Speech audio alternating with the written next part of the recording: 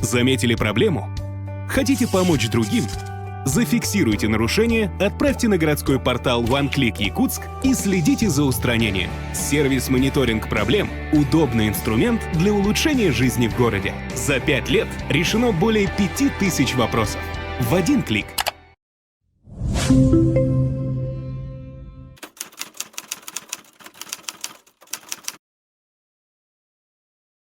Всем добрый день! Вы смотрите «Мониторинг проблем», выпуск номер 13. С вами Марика Амосова. Сегодня, 27 июня, буквально вчера нас отметили в Инстаграме наш аккаунт городского портала OneClick с просьбой, чтобы мы обратили внимание. Там было видео, где зафиксировано незаконный слив фекальных отходов. Мы находимся сейчас здесь, возле этого люка, район Гемиин, возле кольцевого движения. Пригласили для того, чтобы зафиксировать эту проблему и поднять вопрос о незаконном сливе фекалия начальника управления Сайсарского округа, специалистов водоканала и начальника административной комиссии. Эта территория, она частная, получается. Я разберусь с этим вопросом. Я узнавал, что за бардак вообще. Вот эта территория, она, получается, частная территория. Вот тут. И, видать, этот собственник начинает отсыпку различным строймусором, различным отходами. Это не отсыпка, это мусор конкретно. Отсыпка, он потом вот этот мусор, сейчас как делают люди? Они берут мусором, отцепляются, отсыпаются, потом сверху песком. И потом сверху. Конечно, потом трамбуют. отсыпают трамбуют. Это хранилище камазистов, которые стоят на Гемиине. Хранилище? Да, это их не хранилище. Они вечером сюда все сваливают, утром опять загружают и становятся и продают. Так, да? Да, ну да, это их постоянно. песок, ага, вот этих камазистов. Они здесь сыпались, Здесь если не постоянно. продали, то сыпались и все. Знаки уже у вас там стоят? Вы должны уже дела тоже параллельно возбуждать, потому что мы план-то ставим себе по несанкционированной торговле. То есть вы, получается, тоже рейдовые мероприятия планируете, проезжаете, фиксируете, продажа идет и начинаем штрафовать их по 6-9 по статье. Не по 6-12. Его, вот этого собственника, необходимо в отношении него составить протокол по 6-12, да, то, что он, видите, у него захламление идет земельного участка, да, правил благоустройства. А в отношении камазистов надо уже по 6-9 несанкционированной торговли. Оказание услуг и несанкционированной торговли. А тут, конечно, по этим люкам, по несанкционированному сливу, конечно, мы уже в этом году порядка 30 уже лиц привлекли к административной ответственности. На всех наложили административные штрафы. Даже бывают такие факты, что уже одни и те же совершают административные правонарушения. Мы, наверное, в один день даже по 3 раза в одном месте ловим видите, одного и того же. Одного и того же. Ловить-то одно. Во-первых, надо собственника установить, да? Во-вторых, спасибо вам, водоканал, то, что вы подали жалобу апелляционную. Верховный суд, вы, наверное, известно вам, да? Нет? Вот разберитесь со своим руководством, которые такие умные нашлись и подали жалобу. Что за жалоба? Вот вы разберитесь с руководством своим, хорошо, с юристами. Благодаря вам. Скоро вот это вот будет еще больше. Благодаря вам же, что вы сделали, да. На ваши это плечи ложат. И город вообще утонет, извиняюсь за выражение. Благодаря вам, вашей организации, которые обратились в Верховный суд, да, Верховный суд республики. Есть основания, да, по КоАПу, да, Российской Федерации, что при рассмотрении надо учитывать смягчающие обстоятельства и отягчающие обстоятельства по делу. Правильно? Мы же не сможем первый раз, если лицо совершает административное правонарушение, ему максимальный штраф назначить. Правильно? Прокурор придет и отменит, скажет, почему, где отягчающие обстоятельства по делу, чтобы вы назначили такое суровое наказание, как в виде административного наказания, в виде максимального штрафа. Отягчающее, вот то, что повторность, непризнание вины, не устранил нарушение и так далее, и так далее. Список исчерпывающий в КоАПе. А по смягчающим обстоятельствам это он не исчерпывающий, потому что можно там признать и раскаяние и так далее, и так далее. В этой части. А так мы привлекаем, потому что и кроме этого нужно будет, чтобы был состав административного правонарушения, что нужно? События, да, зафиксировать, чтобы время, дата, все было указано. Есть. Время, дата, да, это раз. Во-вторых, мы приходим, видеосъемка, да, то же самое, да, для пущего доказательства. Потом дальше, потому что многие приходят, говорят, а это не я сливался. Вот даже его на видео говорят, у меня машины не было, я не знаю, откуда этот человек взялся. Мы детстве все видео, фотоматериалы Понимаете, вот приводят. все. Ну, мы, конечно, большинству часть мы возбуждаем дела, во-первых, составляем протоколы, привлекаем и параллельно отправляем в Якутский комитет охраны природы. Якутский комитет охраны природы по своей части отрабатывает, последующем направляет Роспотребнадзор. Они говорят, что пока будет штраф 1000 рублей у нас, мы так и будем сюда ехать. Административный штраф Когда получается от поднимете? 1000 рублей до 3000 рублей. Ну да, ну для них. Да, это или да. при повторности там получается 5000 рублей. Но суть-то в том, что мы пробиваем иногда и часть того на собственника возбуждаем дело. Мгм. А иногда собственники являются индивидуальными предпринимателями, а соответственно у них штраф достигает до 50 тысяч рублей на ИП. Мы уже одного оштрафовали на 30 тысяч рублей в этом году, индивидуальный предприниматель. Потому что он принес договор, он договор заключил с физическим лицом на аренду.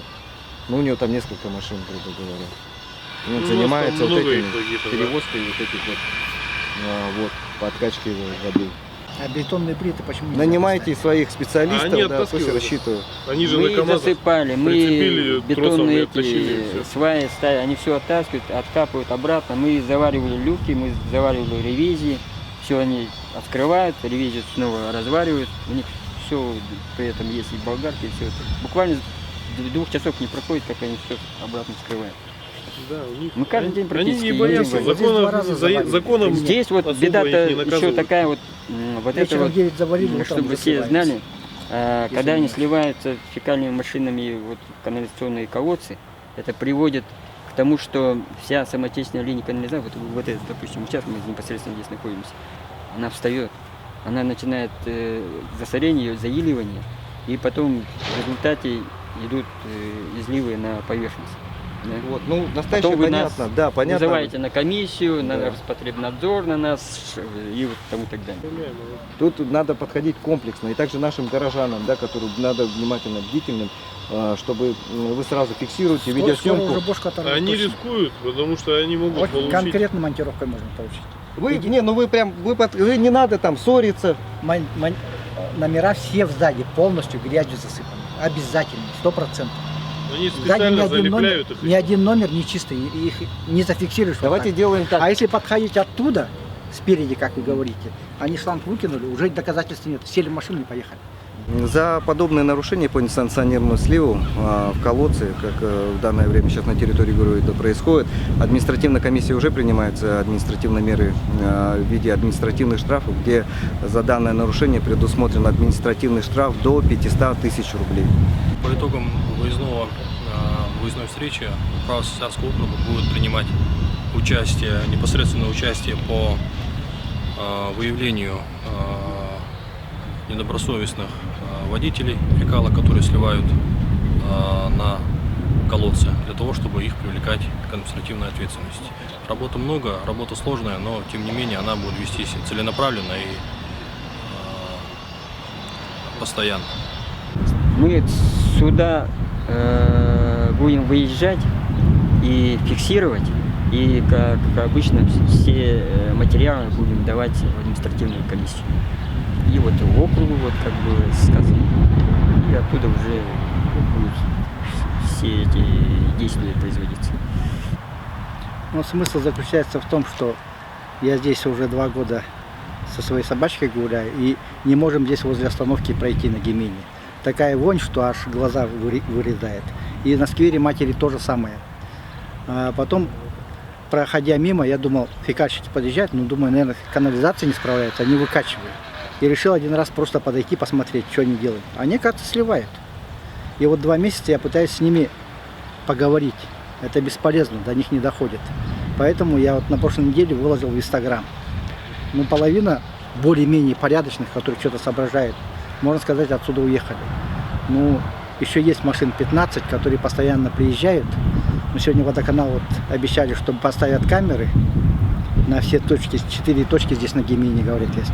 Будут ставить Цесарский округ и водоканал камеры и будут фиксировать. И будут их уже штрафовать конкретно. Так что будем надеяться, что смысл заключается в том, что вот они сливают то, что это, как многие говорят, а куда, почему туда не слить бы? На самом деле, когда туда сливается, там любые пакетики, всякий мусор, он засоряет. Он не предназначен для того, чтобы слив происходил из фекалок. И из-за этого насосы все встают, и получается везде вот эта вонь стоит. Ну, надеюсь, сегодня вот камеры наставят, поймают оставшихся, кто здесь остался, сливать, и перестанут сливать. Будем считать, что мы свое дело выполнили, гражданское. Я как девушка вот не понимаю, для чего существует вот этот колодец. Почему он здесь находится? Объясните, пожалуйста, для чего находится вот именно этот люк, колодец, как он правильно называется? Да, ну это вот непосредственно стоит смотровой колодец. Колодцы стоят, расстояние между колодцами должно быть 35-40 метров. От главных, да? Да, ну они стоят от, допустим, дом, потом первый колодец и потом и последующие колодцы. Это ставится для того, чтобы водоканал производил какие-то профилактические или ремонтные работы, смог пробивать какие-то засоры, потому что если длинный участок без колодца будет стоять, то и этот участок очень сложно будет потом и пробивать, восстанавливать и так далее. А здесь вот в этом колодце находится ревизия. Труба, ревизия это в северных наших условиях так было сделано именно для наших северных условий. На западно-центральной части России там система лотковая. Колодцы они лоткового типа. А у нас непосредственно вот установлены по СНИПу вот такие колодцы. Под землей. Ну, я имею в виду колодец и труба вниз с ревизией. Вот именно через эту ревизию производится осмотр и прочистка. Да, есть. Когда на улицу выходишь, там вообще запах только страшно. Постоянно запахи, да? Постоянно. И насколько сильно пахнет? То есть, когда вот выходите на улицу уже с помещения, там постоянно пахнет, да? Да. Вот неделю только хорошо, уже нормально стало. А до этого страшно было. И зимой тоже. Да. А зимой не знаю, вот мы летом. Ну вот сейчас, когда выходите, там пахнет. Вот, например, на остановке стоишь, там автобус ждет, там вообще такой вонь стоит. Невозможно даже стоять просто. Немного математики. Одна фекальная машина примерно вмещается 10 кубов. Один вызов частного дома – это примерно 2-3 куба. Это одна машина делает выездов 3-4. Один выезд стоит 2000-2500 рублей. Примерно на одну машину тогда расход выходит 10 тысяч рублей. Чтобы слить по адресу 50 лет советской армии, где законно это происходит и слив должен быть, стоит 700 рублей за 10 кубических метров. В принципе, если логически подумать, человек за один день может заработать нехилые деньги. Но он для того, чтобы заработать эти деньги и обслужить, и успеть, ему лень ехать на 50 лет советской армии в сторону Даркылах. Он обслуживает где частный сектор, а Гемин – это частный сектор. Ему легче сливать сюда бесплатно, в резервные люки, которые открыты, которые они сами ломают, открывают. Люди, если мы любим город, если мы хотим жить в чистом городе, давайте начинать с себя. Если ты уважаешь и ты хочешь, чтобы твои дети жили в этом городе, с тебя начинается. Если ты частник, если ты работаешь вывозом фекальных отходов, но тебе просто лень, или ты экономишь 700 рублей, от тебя зависит чистота города. Это зависит от каждого. И сегодняшний вывод, итог нашей встречи, все-таки, чтобы тарифный план, если это будет происходить, штрафы повысить не 1000 рублей, а гораздо больше. И думаю, наверное, установят видеокамеры наблюдения и будут фиксировать правонарушителей. Сегодня, 27 июня, водоканал пообещал промывку люка сделать, а завтра полностью его сварить. Ну а с вами была Марика Амосова. Встретимся в следующих выпусках. До скорой встречи! Промыли, вот теперь люк новый заваривают. Водоканал работает круто. Ну, одна проблема. Теперь соседние люки возле Лермонтова 123 начали сливать и наглые. Ну ничего.